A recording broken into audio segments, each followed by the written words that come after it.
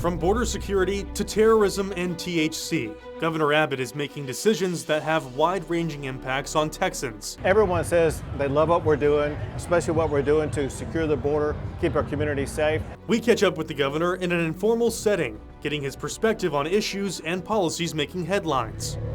These, like I said, are great guidelines for living, great historical guidelines for our nation. A clash of beliefs playing out in Texas classrooms. It's important to stand up for what you believe in and to stand against things that you feel are wrong. As court battles continue over the 10 Commandments in schools, we look closer at how the fight is leading some teachers to make tough choices.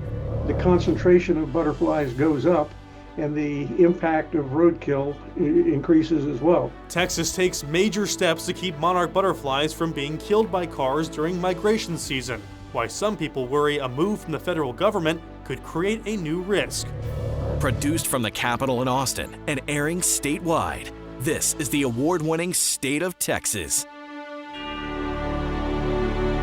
Hello, and thank you for joining us. I'm Dylan McKim, in for Josh Hinkle.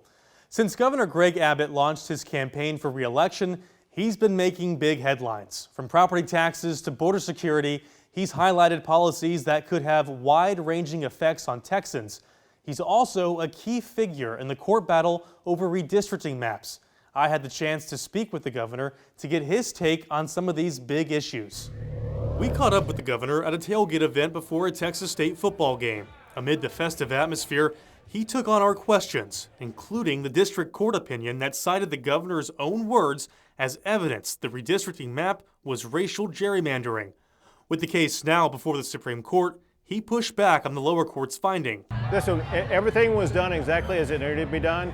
The only thing that matters evidentiary is to make sure of what the legislative intent was. And the legislators were very clear what they did.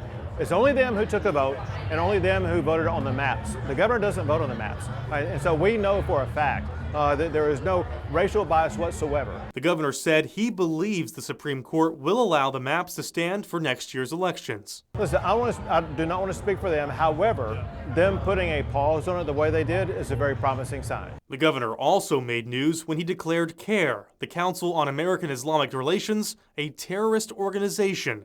I asked him about his main concerns. So there were two that we identified, two of which have historical connections to terror. For easy example, one of the founders of the Texas version of CARE is in prison right now for 65 years for financing terrorism. And after October the 7th, the executive director of CARE was praising what Hamas did, and what Hamas did, among other things, was to kill American citizens. That is terror, and we need to make sure we're not going to have organizations in the state of Texas that sponsor terror. CARE has filed a lawsuit against the governor over the statement. Their leaders say the organization is a civil rights group and that his declaration is an anti-Muslim publicity stunt. The governor says it's about keeping Texans safe. This is part of the law enforcement agenda that I've been in favor of ever since I've been a judge, and that's to make sure our state is safer, and we're safer by purging terrorism from our state. I asked the governor about the ongoing Operation Lone Star and whether he plans to pull back troops assigned to the border as crossings have drastically declined. Right now, Texas has more than 3,000 National Guard on the border. Likely will maintain around that number during the entirety of the Trump administration. Because of what Trump is doing, it's led to all-time record lows in border crossings. One thing also that happened is with the passage of the One Big Beautiful Bill, there are billions of dollars in there to build border wall in the state of Texas, as well as to provide other assets for Texas. So Texas is now working hand in hand with the Trump administration.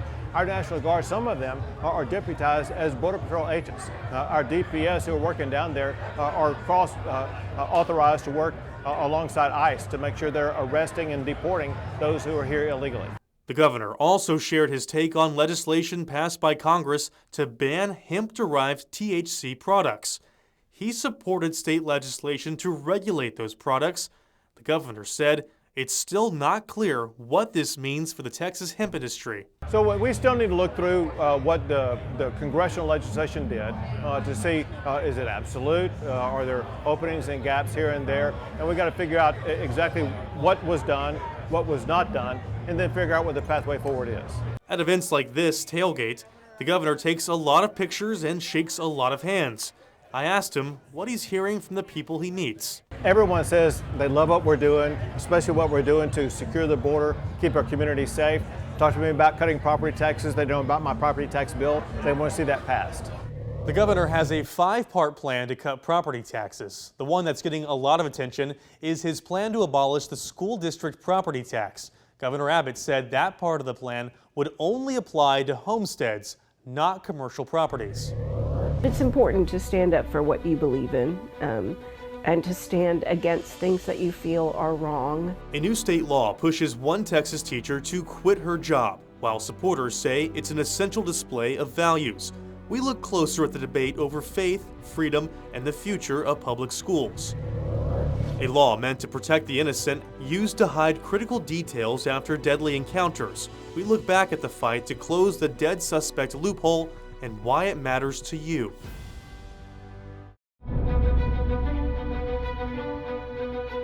For months, we've been tracking the impact of the new Texas law that requires every public school classroom must display a 10 Commandments poster. The mandate faces legal challenges that will likely reach the U.S. Supreme Court. So far, posters have gone up in many Texas classrooms, but not all.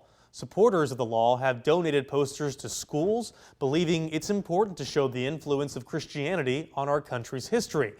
But some teachers and parents worry the law forces Christianity on students and believe it violates principles of religious liberty in the Constitution. Jamie Stengle with the Associated Press looks closer at this clash of beliefs now playing out in Texas classrooms. I don't know if there's a place for me in the school system right now as it stands and as it's in the direction that it's been heading. So this was my very last day. Gigi Cervantes says she had no choice but to give up her job as a high school theater teacher, protesting a Texas law she says violates her students' rights. The state recently passed a bill requiring the 10 Commandments to be put on display in public school classrooms. My religion and my spiritual choices are my choices, and everybody else should have the freedom to make their choices without having something else imposed on them. Critics say that's an overreach of constitutional separation of church and state. This is a copy of the First Amendment, and I did place one of these posters right next to the poster of the 10 Commandments in my room. Cervantes was told she would face disciplinary action if she intervened with the religious posters. According to the law, school districts are not required to purchase posters using district funds, but must accept any privately donated posters. Supporters say it's not about the promotion of one religion, but more about values. In my lifetime, I remember going from a school system where the 10 Commandments were on the wall, Bible reading was permitted, and we started our classes with prayer. The mandate is facing legal challenges that's expected to reach the U.S. Supreme Court. We're not forcing anyone to follow any specific set of rules, right? These, like I said, are great guidelines for living, great historical guidelines for our nation and how we develop. I hope that this works its way through the courts soon, and I hope that our Supreme Court upholds the law as it is now. It's important to stand up for what you believe in and to stand against things that you feel are wrong. Lawsuits from parents block the posters in some school districts. Other districts are holding off on posting the commandments until those lawsuits are resolved. Some of those districts now face lawsuits from the state. Earlier this month, Texas Attorney General Ken Paxton sued Round Rock ISD and Leander ISD, saying they were not posting the commandments. In a release, Paxton said, quote, Round Rock ISD and Leander ISD chose to defy a clear statutory mandate, and this lawsuit makes clear that no district may ignore Texas law without consequence, end quote. Now, Leander ISD said it was confounded by the lawsuit since it has been posting commandments in classrooms. The district's statement said, quote, at no point has Leander ISD taken action to defy or disregard the law. Now, Round Rock ISD would not comment on pending litigation, but the district did give us a brief statement. It said, quote, at this time, state law conflicts with long-standing federal law regarding the separation of church and state. where a public school district is considered state. You as a citizen cannot adequately question your government and speak out against or for or whatever with your government if you don't have the information you need. From school budgets to matters of life and death, open records matter more than you think. We examine the fight to close one loophole that kept families in the dark for years. Texas takes major steps to keep monarch butterflies from becoming roadkill. Why some people worry a move from the federal government could put them in danger in a different way.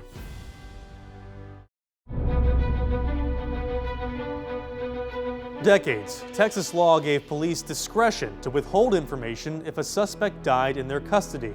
Legislative efforts to close that loophole failed for years, but following our team's investigation spanning multiple sessions at the state capitol, lawmakers voted to close that controversial legal gap known as the Dead Suspect Loophole. Today, we're taking a closer look at our team's project called Denied. Josh Hinkle went to the Capitol for an in-depth conversation with Kelly Shannon, the executive director of the Freedom of Information Foundation of Texas. Together, they examined the importance of that reporting. Obviously today we're talking about the Dead Suspect Loophole, but before we get to that very serious topic, I gotta say, I like a good fight. I have a little brother, he knows this, and so being a journalist and open records fight is kind of one of the fun things about that. It's satisfying, but you do it for a reason. Why are open records so important? Okay, one thing I like to tell everyone is open records is not just an abstract thing. It really affects people's lives. It's even a matter of life and death sometimes when we're trying to get information. But it also affects everyday life, like, school district budgets, the taxes you pay. So there's all kinds of really good reasons to try to get that information from your government. What did the Dead Suspect Loophole intend to do originally when it was created, and what did it end up becoming? Yeah, so it was created in the 1990s as part of the law. It wasn't intended as a loophole at all. It was really intended to protect the innocent, those who maybe were arrested and then the charges were dropped, or it was found that this did not need to go on to trial for whatever reason. If it did not go to a conviction or a deferred adjudication at trial, the idea was to keep a lot of the information, not the basic information, but a lot of the narrative and other information off limits to the public to protect the reputation of that innocent or non-convicted person. What started happening through the years is different law enforcement agencies found a little loophole and started using that. So when somebody died in police custody, they said, well, this has not gone to a trial, to a conviction or deferred adjudication. Well, guess what? The person died, so it's not going on to a trial. And that was how the loophole was really created by law enforcement agencies that were misusing it and not interpreting the intent of the law properly. And this went on for decades until, groups like the Freedom of Information Foundation of Texas got involved to really remedy some of those things and fix the bad intent or the unintended consequences of loopholes like that and many other laws. Tell me a little bit about the FOIFT. What do you guys do? Yeah, so we are a nonprofit. We've been around since 1978, and we are all about open government and then the First Amendment rights of free speech and free press. And the idea is those things go hand in hand. You as a citizen cannot adequately question your government and speak out against or for or whatever with your government if you don't have the information you need. So those things go hand in hand. And what we're always trying to do is protect and strengthen our open government laws. So over the years, we've really worked to humanize the outcome and the impact of the Dead Suspect Loophole. I think we first started covering it at KXAN back in maybe 2018. That was several legislative sessions ago, and the bills to close this suspect loophole had been coming up session after session and just failing until 2023.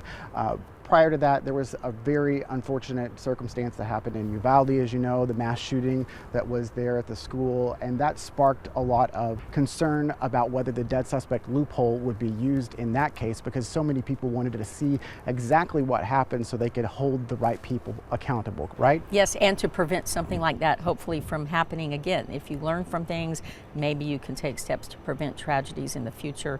But the whole loophole issue had been building for years and years, and then once the terrible situation happened in Uvalde, that really brought it even further into focus for everyone here at the Capitol.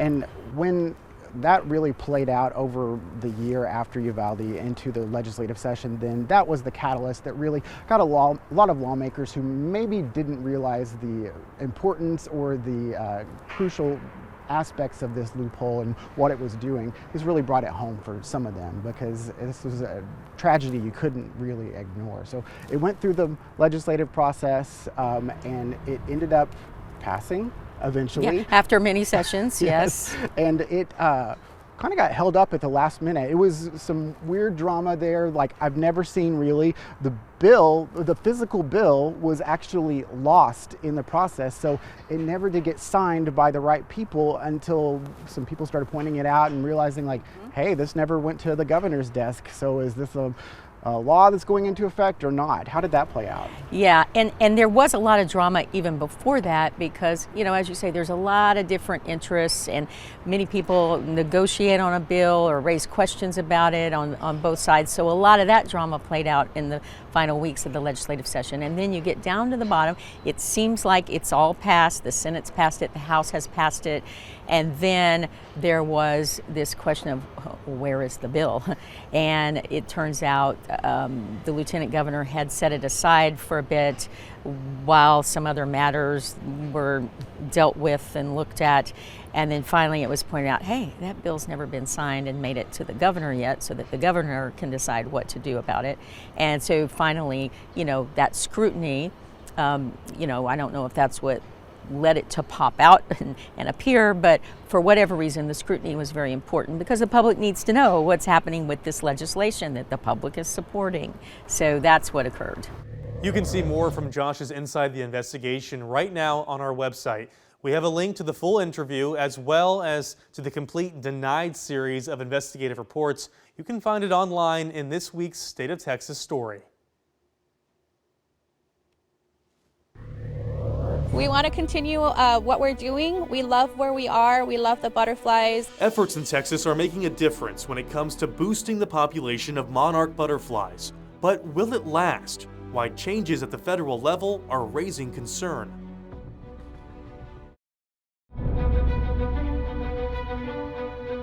A recent study found that new state efforts to preserve the monarch butterflies appear to be successful.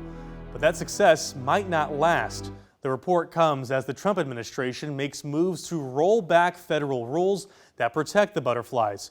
Border Report's Sandra Sanchez looks closer at the issue and what's at stake. They're beautiful, right? But once that they fall in love with the one butterfly, they want to chase the rest. There's plenty to love here. The National Butterfly Center has had a bonanza of butterflies this year, and that's fueling ecotourism, like retiree Linda Cooper from Haines City, Florida. There are people that come from all over the United States this time of year, and we meet here, and some of us go around together. Located a mile north of the Mexican border, Executive Director Stephanie Lopez says they have had a record 127 butterfly species in just November. Different species, some that haven't been seen in many years, all of our colorful ones that we don't even sometimes know about, and we learn as they show up here at the center. Including the prized monarch butterfly, which migrates through South Texas on its 3,000-mile trek to Mexico. Right here at the border, we get those northernmost species that this is as far south as they go, and then the ones coming from the south, this is as far north as they go, so they just converge here. We have the best location. An intersection of butterfly magic. Oh yes. But the magic is threatened. Monarch numbers have been dwindling for years, and it's on the endangered species list. But recent efforts by Texas A&M University and the Texas Department of Transportation could increase numbers. A study just out identified 2 major migration routes, including here in the Rio Grande Valley's Gulf Coast and from Wichita Falls to Del Rio. It also found wind patterns and highways where the monarchs are dying. Roadkill was a major mortality agent to the fall migration returning to Mexico. Meaning too many vehicles are hitting the colorful orange insects. Since 2023, A&M professor Robert Colson's team have put mesh fencing along some roads to try to get the monarchs to fly higher. We're using a netting. It's the same kind of netting that golf courses driving ranges use on golf courses. And it could be working. Recent research shows the monarch population nearly doubled in March, according to the World Wildlife Fund and Mexican officials. Texas Agriculture Commissioner Sid Miller praised the effort, saying, quote, "We applaud AgriLife and our transportation partners for doing the boots-on-the-ground research these pollinators need." But President Trump announced he intends to roll back protections for species on the threatened list. And currently, the administration is studying whether to bump the monarch from endangered to threatened. Lopez says if that happens, everyone needs to plant milkweed for monarch larvae to eat in order for the species to survive. In Mission, Texas, Sandra Sanchez for Border Report. You heard Sandra mention that the Trump administration is moving to roll back protections for the monarchs. Energy companies and ranchers have pushed to reduce those regulations. Those changes include ending a blanket rule that automatically protects species classified as threatened. Instead, government agencies would have to craft rules specific to the species, which can delay protections. Those changes were originally made during Trump's first presidency, but were reversed under the Biden administration. Thank you again for joining us for State of Texas. I'm Dylan McKim. We'll be back next week to bring you an in-depth look at Texas politics.